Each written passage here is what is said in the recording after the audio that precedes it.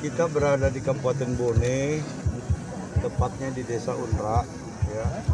Saya kira sampai hari ini masalah klasik para petani kita, ketika mereka mau menanam, pasti bibit menjadi soal.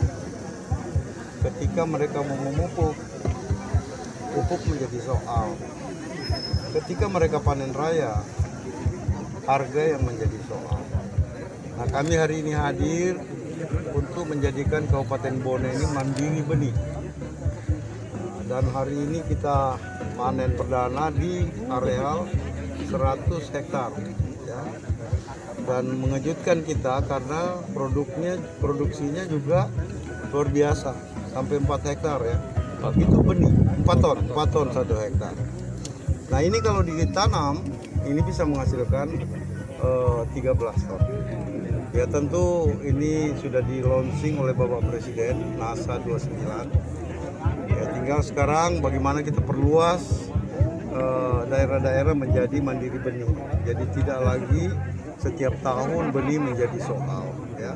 Apalagi ada inovasi itu ditingkatkan produksinya.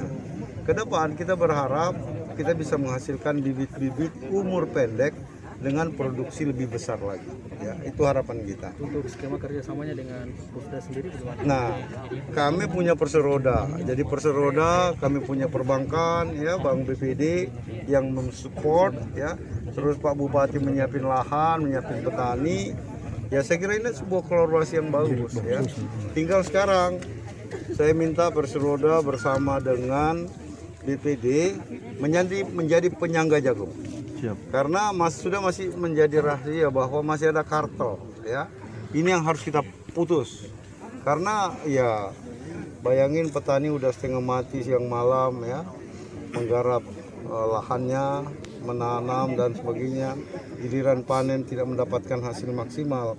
Ini kan sesuatu yang menyedihkan, ya. Oleh karena itu, kalau sistem kartel ini tidak akan berhenti, maka pemerintah Sulawesi Selatan melalui Perseroda dan Bank Pembangunan Daerah akan hadir untuk menjadi penyangga jagung. Apa ada skema pembangunan gudang untuk penampung? Tidak perlu. Kita punya jaringan. Ada Perpadi, ya. Ada juga Persatuan Penggilingan Padi, punya gudang, punya tempat jemuran, ya. Terus kita punya bank. Saya kira nggak ada yang susah. Pertanyaan sekarang, apakah kita mau berpihak kepada petani? Kita mau berpihak kepada petani, ya. Jadi jangan sampai saya ingin mengatakan bahwa kenapa impor jalan terus? Karena kesejahteraan belum ada di petani.